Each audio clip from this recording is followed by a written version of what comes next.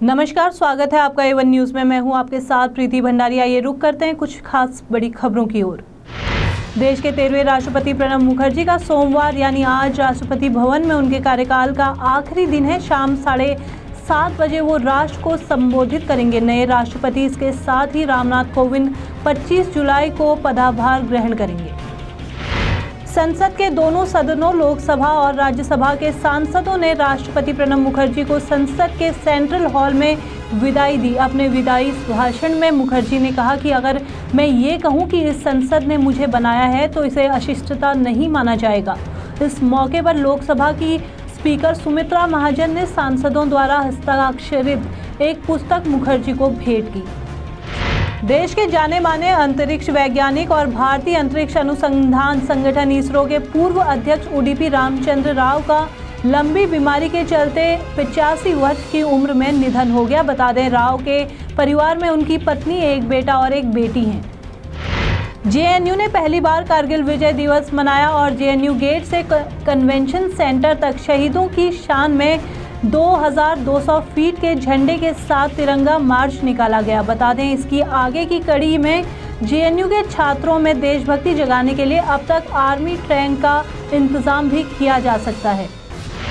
भारत और चीन के बीच बढ़ रही तनातनी के बीच भारत सरकार नॉर्थ ईस्ट में अपनी सीमाओं को मजबूत करने के लिए लगातार काम कर रहा है। अरुणाचल प्रदेश में चीन की सीमा के पास तक पहुंचने के लिए अब भारत सरकार वहां पर सुरंग बनाने पर जोर दे रही है। इसके लिए सीमा के इलाकों में सड़क बनाने वाली एजेंसी सीमा सड़क संगठन को काम भी सौंप दिया गया है। भारत ने आखिरकार 10 सालों की देरी के बाद mother of all under water defence deals पर काम शुरू कर दिया है। एक भारतीय शिपयार्ड के साथ पार्टनरशिप में 6 सेल्फ पनडुब्बियों के निर्माण के लिए फ्रांस, जर्मनी, रूस, स्वीडन, स्पेन और जापान जैसे दिग्गज पनडुब्बी निर्माता देशों की कंपनियों की नज़र है। इस प्रोजेक्ट पर जिसकी अनुमानित लागत लगभग 70,000 करोड़ रुपए बताई जा रही है। बिहार के औरंगाबाद के डीएम कंवल तनुज अपने एक बयान से विवाद में फंस गए हैं। डीएम कंवल तनुज जमोहर में स्वच्छता अभियान पर भाषण दे रहे थे। गांव वालों को बता रहे थे कि शौचालय बनाने से घर की इज्जत बढ़ती है, लेकिन जब एक गांव वाले ने गरीब होने की लाचारी बताई तो डीएम साहब भड़क गए और कहा कि अपनी बीवी बेच दो। गुजरात के द्वीप में नागवा बीच पर खड़े 4 लड़कों के लिए सेल्फी लेना जानलेवा साबित हुआ। चारों लड़के समुद्र के किनारे एक पत्थर पर खड़े होकर सेल्फी ले रहे थे। तभी सामने से समुद्र की ऊंची लहर आई और चारों को समुद्र में खींच कर ले गई। लड़कियों का विषय समझे जाने वाले गृह विज्ञान को स्कूलों में लड़कों के लिए अनिवार्य बनाया जा सकता है। इस बारे में महिला एवं बाल विकास मंत्रालय ने एक मसौदा प्रस्ताव को मंजूरी के लिए केंद्र कैबिनेट के पास भेजा है। बिहार में नीतीश सरकार के एक मंत्री ने सीबीआई के बारे में आपत्तिजनक बयान दिया है। बिहार ने आपदा प्रबंधक मंत्री चंद्रशेखर ने कहा कि सीबीआई का हाल कुत्ते से भी बुरा है। चंद्रशेखर नीतीश सरकार में लालू यादव की पार्टी आरजेडी के कोटे से मंत्री हैं।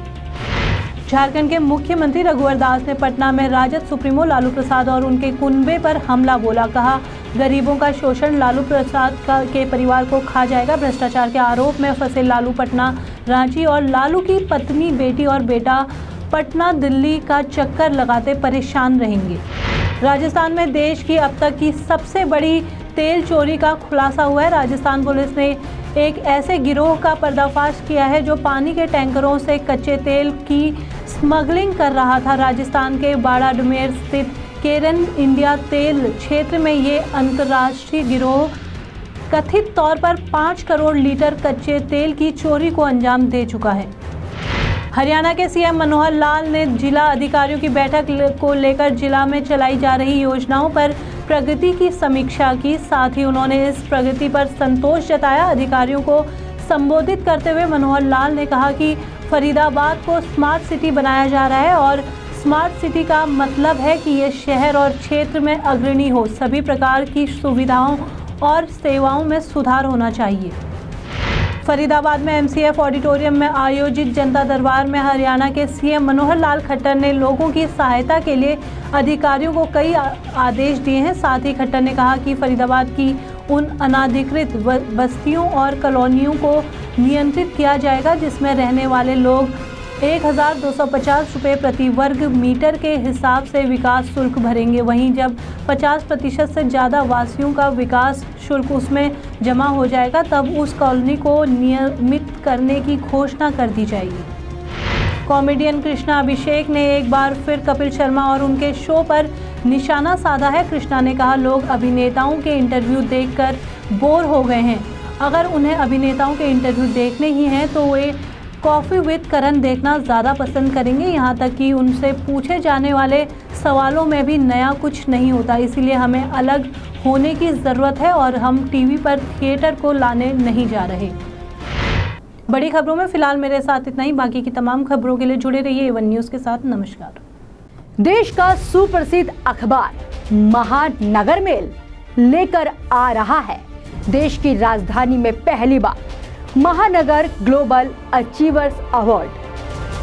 Social work, education, fashion, business, yoga, मनोरंजन, सरकारी और गैर सरकारी या हो मीडिया में अहम योगदान देने वाले पत्रकार। इस मंच पर मिलेगा सभी क्षेत्रों में अहम योगदान देने वाले लोगों को भरपूर सम्मान। जी हां, 27 जुलाई 2017 को दिल्ली के इंडिया इंटरनेशनल सेंटर में सजेगा एक ऐसा मंच जो अनेक क्षेत्रों में विशेष उपलब्धि हासिल करने वाले लोगों को समाज में देगा एक नई पहचान। इस बड़े कार्यक्रम के आयोजक हैं देश के जाने माने वरिष्ठ पत्रकार रणवीर गहलोत।